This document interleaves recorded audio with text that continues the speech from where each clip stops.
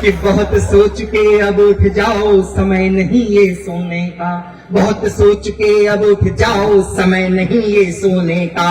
अब तक खोया बहुत करो प्रण, अब कुछ भी ना खोने का। राम जन्मभूमि खोई थी, खोए ताजमहल हमने। राम जन्मभूमि खोई थी, खोए ताजमहल हमने। मुगलों के आतंक से खोए कितने राजमहल हमने। गोपाचल की हर प्रतिमा, गोपाचल की हर प्रतिमा, गोपाचल की हर प्रतिमा जुल्मों की कथा सुनाती है। गोपाचल की हर प्रतिमा जुल्मों की कथा सुनाती है। किसने कैसे लूटा हमको चीख चीख दर्शाती है। किसने कैसे लूटा हमको चीख चीख दर्शाती है। पृथ्वीराज ने गौरी को 16 युद्धों में जीता था। अनवरत लड़े 40 युद्ध, वो बाजीराव सा चीता था। कि अनवरत लड़े 40 युद्ध, वो बाजीराव सा चीता था। उस बाजीराव को मस्तानी के इश्क में मरता दिखा दिया। पृथ्वीराज के शौर्य को प्रेम का पानी भरता दिखा दिया। वो महाराणा जिनके बारे में दिखा सके वो थोड़ा था। कि वो महाराणा जिनके बारे में दिखा सके वो थोड़ा था। जिस भाव को छू पाए उससे कहीं ज्यादा उनका घोड़ा था। कि जिस भाव को छू पाए उससे कहीं ज्यादा उनका घोड़ा था। हमको बतलाया जाता है अकबर महान इतिहासों में। आप लोगों ने भी पढ़ा होगा द ग्रेट अकबर, अकबर महान। हमें विरोध नहीं है साहब, आप जो चाहो वो पढ़ाओ, लेकिन सच भी हम लोगों के सामने आना चाहिए। अगली पंक्ति आपके मन को उद्वेलित करेगी। दावा करता हूं कि हमको बतलाया जाता है अकबर महान इतिहासों में। नहीं मिलता शाहजहां जैसा कोई प्रतिमान इतिहासों में। बेबस के पति का वध कर जबरन देह को जिसने लूटा था। वहशी नजरों से सिंदूरी कोई दामन ना छूटा था। यदि ये महान थे तो वो कौन थे?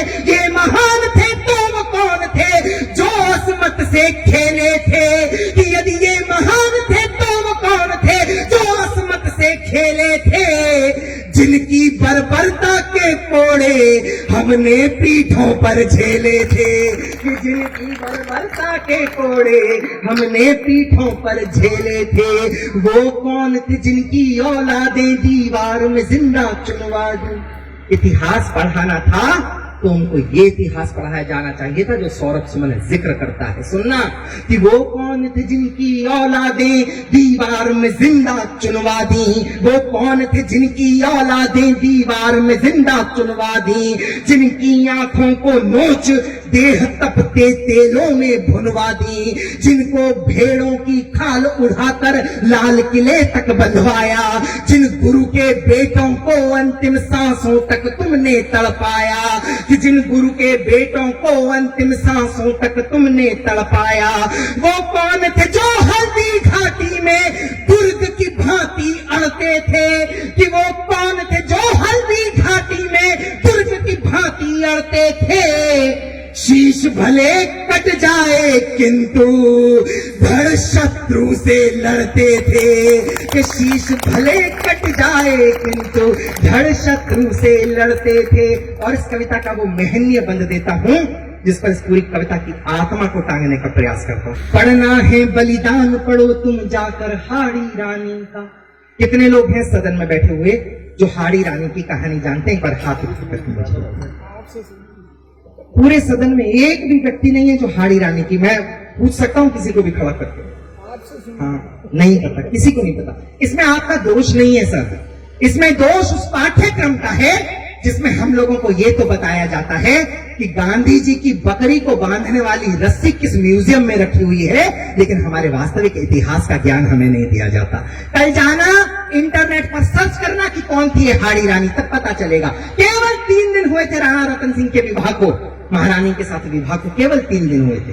तीसरे दिन ऑर्डर आता है कि आपको भूमि में, रणभूमि में जाना है, युद्ध लड़ना है। जाना नहीं चाहते थे। जो समय उन्होंने रानी के साथ व्यतीत किया था वो भूलना नहीं चाहते थे, लेकिन विवशता थी। रणभूमि में गए और पहली रात को उन्होंने प्रेम पत्र लिखा रानी के नाम और ये कहा कि मैं हूं रणभूमि में महारानी, लेकिन मेरा मन अभी भी तुम्हारे साथ है। भगवान ने चाहा तो जल्दी आकर के तुमसे मिलूंगा। ये बात उनका जो दास था वो लेकर के पहुंचा महारानी के पास, घुड़सवार लाकर के उसने पत्रवाहक ने पत्र दिया महारानी को। महारानी ने वो पत्र पढ़ा तो उनको ये लगा कि अगर महाराज का मन मेरे में लगा रहा तो ये मातृभूमि, ये युद्ध भूमि, ये युद्ध हार जाएगी। तो उन्होंने उस पत्रवाहक से कहा कि पत्रवाहक, जो चीज मैं तुम्हें दे रही हूं वो जाकर के महाराणा को देना और ये कहना कि अब महारानी भी तुम्हारे साथ इस युद्ध में आ गई है। और इतना कह करके उन्होंने अपना शीश कलम कर थाल में रख करके सजा दिया। साहब, हिंदुस्तान का इतिहास आपको पढ़ाना था तो हमें ये पढ़ाया जाना चाहिए, नहीं पढ़ाया गया।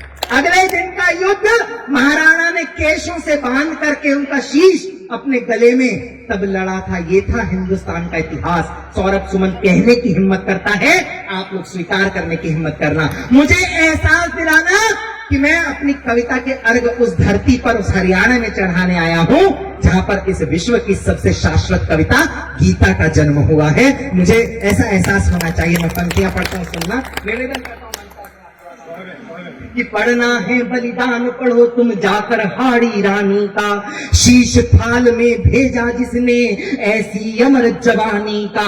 गर त्याग देखना है तो खोलो पन्ना पन्ना दाई का, कहीं मिलता है ऐसा प्रमाण बोलो मुंह बोली माई का, कि कहीं मिलता है ऐसा प्रमाण बोलो मुंह बोली माई का।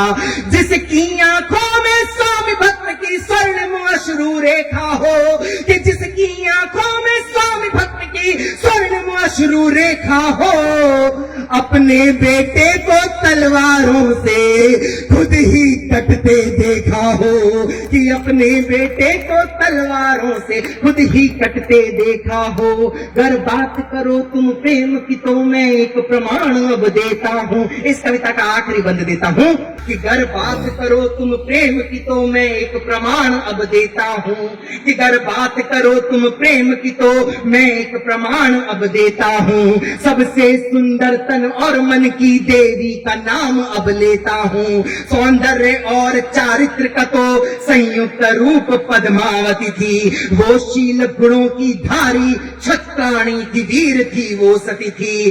खिलजी से युद्ध लड़ा जाकर 4-4 सैनिक और 4-4 अंदर, उस डोली के अंदर कहारों के साथ 4 आदमी अंदर बैठा करके 700 डोलियां तैयार करके महारानी पद्मावती खिलजी से टक्कर लेने गई और आजाद करवा करके लेकर के आई राणा को। साथ हमें आप बताओगे प्रेम क्या होता है? पंक्तियां सुनना, आप लोगों तक पहुंचाता हूं कि खिलजी से युद्ध लड़ा जाकर, खिलजी से युद्ध लड़ा जाकर फिर पति को मुक्त कराया था, कि खिलजी से युद्ध लड़ा जाकर फिर पति को मुक्त कराया था। गोरा बादल का देश प्रेम तब सबके सन्मुख आया था, कि गोरा बादल का देश प्रेम तब सबके सन्मुख आया था। खिलजी ने चिड़चित्तौड़ को घेरा, थके भूख से पस्त हुए। लड़ते लड़ते राणा के सूर्य सब पूर्व दिशा में अस्त हुए, कि लड़ते लड़ते राणा के सूर्य सब पूर्व दिशा में अस्त हुए। इस खबर से पद्मिनी के दिल में विस्फोट हुए बारूद कई। शौर्यशील का बचा के वो जौहर की ज्वाल में कूद गई। क्या होता है ये जौहर? एक बार मोमबत्ती जलाना और उसके ऊपर 1 मिनट के लिए केवल हाथ रखना, आपको पता चल जाएगा कि जीवित अवस्था में अग्नि के माध्यम से प्राणोत्सर्ग करना क्या होता है।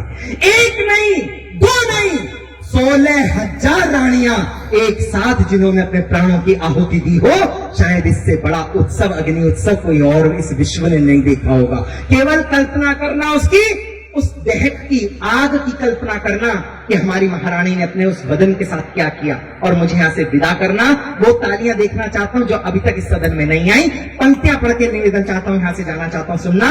कि लड़ते लड़ते राणा के सूर्य सब पूर्व दिशा में अस्त हुए। शौर्यशील का बचा के वो जौहर की ज्वाल में कूद गई। अप्रतिम था सौंदर्य रूप, ऐसा रूप जिसका कोई वर्णन नहीं हुआ आज तक। खिलजी ने केवल आईने में देखा था और इतना बोर आ गया कि वो युद्ध लड़ने 1 लाख सैनिक लेकर के पहुंच गया।